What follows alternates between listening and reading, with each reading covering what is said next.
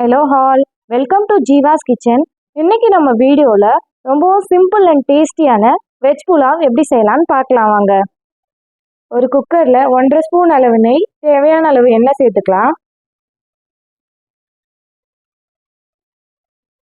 எண்ணெய் சூடான அப்புறம் எடுத்து வச்சிருந்த ஸ்பைசஸ்லாம் ஒவ்வொன்றா ஆட் பண்ணிக்கலாம். இதுக்காக 1 ஸ்பூன் சோம்பு, 2 லவங்கப்பூ, 2 ஏலக்காய், கொஞ்சமாக கடல் பாசி, 2 பட்டை, 2 பிரிஞ்சி இலை சேர்த்துக்கிறேன். கூடவே 10லேருந்து 12 முந்திரி பருப்பு ஆட் பண்ணிக்கலாம். முந்திரி பருப்பு சேர்த்த அப்புறம் 6 பச்சை மிளகாய் கீறி வச்சிருக்கேன், அதை இப்போ சேர்த்துக்கலாம்.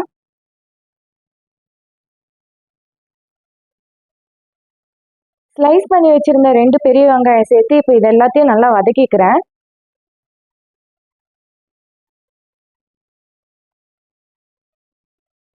வெங்காயம் வதங்கிறதுக்காக 1.5 ஸ்பூன் அளவு கல்லுப்பு சேர்த்துக்கிறேன்.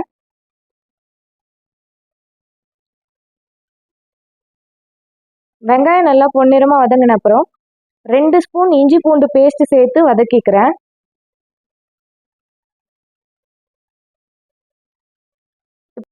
இப்போ எடுத்து வச்சிருந்த வெஜிடபிள்ஸ்லாம் ஒவ்வொன்றா ஆட் பண்ணிக்கலாம்.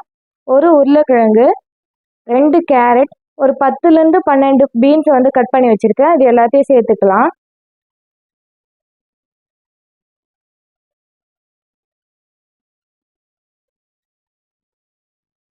இதெல்லாம் நல்லா வதக்கிட்டு ஒரு கப் அளவு பச்சை பட்டாணி ஊற வச்சிருக்கேன், அதை ஆட் பண்ணிக்கலாம். இப்போ எல்லாத்தையும் நல்லா கலந்து விட்டுக்கலாம்.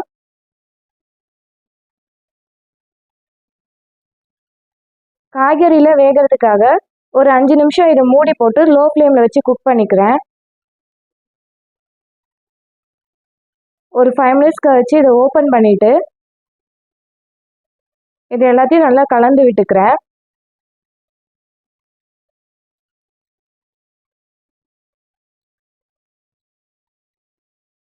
இந்த புலாவ் செய்யறதுக்கு 1/2 kg பாஸ்மதி ரைஸ் எடுத்திருக்கேன்.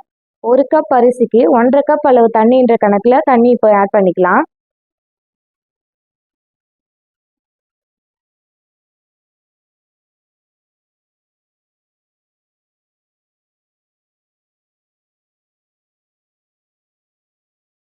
தண்ணி ஆட் பண்ண அப்புறம் இது எல்லாத்தையும் நல்லா கலந்து விட்டுக்கணும்.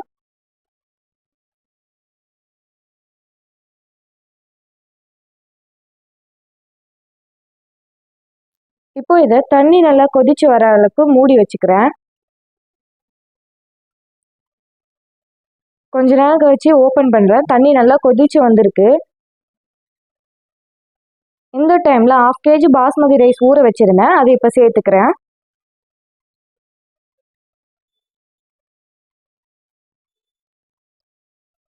ரைஸ் சேர்த்த அப்புறம் கொஞ்சம் பொறுமையாக இது எல்லாத்தையும் கலந்து விட்டுக்கிறேன்.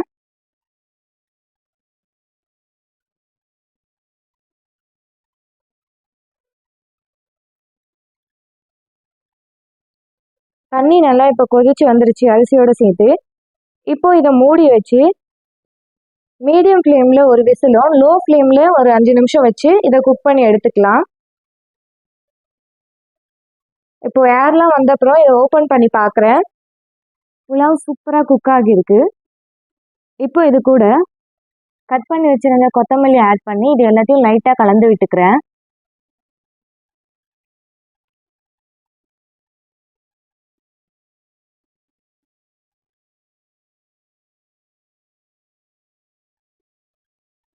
சிம்பிளான இன்க்ரீடியன்ஸ் யூஸ் பண்ணி பண்ணுற இந்த வெஜ் புலாவ் ரெசிபி இப்போ ரெடி ஆயிடுச்சு. இந்த ரெசிபியை நீங்களும் உங்கள் வீட்டில் ட்ரை பண்ணி பார்த்துட்டு எப்படி இருந்ததுன்னு கமெண்ட்டில் சொல்லுங்கள். வீடியோ பிடிச்சிருந்தா லைக் பண்ணுங்கள், ஷேர் பண்ணுங்கள் அண்ட் சேனலை சப்ஸ்கிரைப் பண்ணுங்கள். தேங்க்யூ.